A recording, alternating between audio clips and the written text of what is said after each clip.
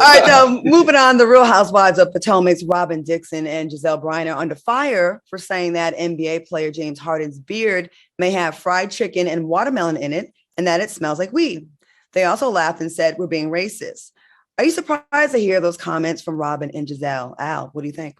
Hey, listen, Monique tried to tell us about Robyn and Gizelle. And what is Dr. Wendy? How do you say her last name? She tried to tell us too. She accused them of being colorists. Now, we both know that they are clearly multiracial, right? I don't know if they have a biracial, let's just say biracial, multiracial, whatever.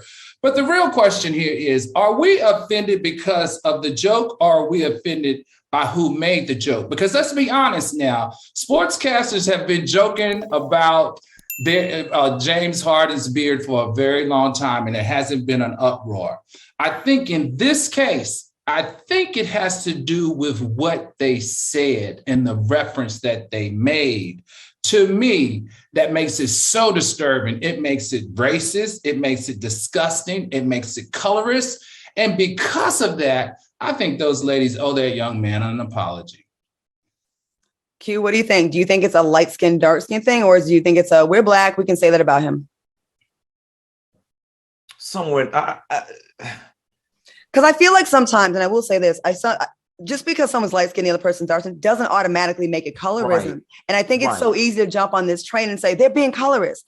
Do they have a long history of it? I don't know. So I don't think the joke came from a place of colorism. Mm-hmm. I think the lack of backlash perhaps has come from a place of colorism. And here is the thing, right? Here is why this joke is inexcusable, especially coming from Gizelle.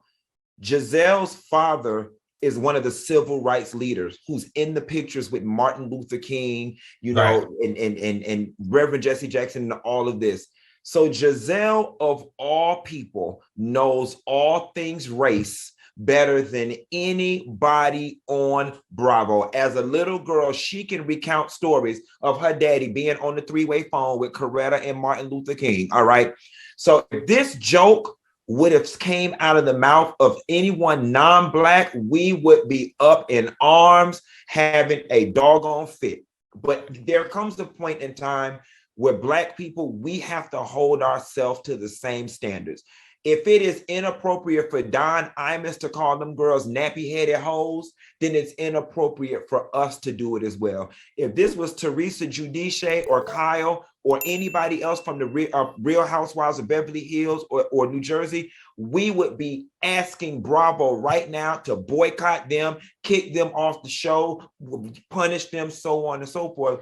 But yet, because they're Black, it somehow makes this okay. We all know how offensive the watermelon and fried chicken trope is to Black people. And the fact that Gizelle, who comes from a civil rights background, knows that is a little disheartening to me. And the lack of backlash lends itself to what Monique, Wendy, and Candace Dillard have all said about the lack of accountability that those ladies receive, and they attribute it to them being light-skinned.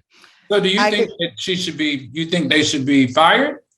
No, I'm not an advocate of folks being fired. You know what I'm saying? I don't think that they should be fired for this, but I think the Bravo press people need to be putting out statements, and we don't they need to do that whole song and dance that they do for somebody of another color when things like this happen. I don't think this warrants them being fired. I think we probably need to stop with a lot of it. I think things that were deemed okay, or they never really were okay, but people just did them anyways years ago. We've all evolved and grown up to know, okay, these things are offensive, so let's not. And that goes for making fun of dark skin or making fun of light skin and equating that with being an effeminate man and being soft and dark skin. You know what I mean? Like both sides, we just need to stop and just, especially in a public figure now, like they have all these eyeballs on them now. Everyone knows them. So you're going to get a different type of backlash than you would if you were just unknown like that. They could have said his beard make him look like a dirty, stinking, pissy homeless man on Skid Row, which it does. And that would have been equally as funny.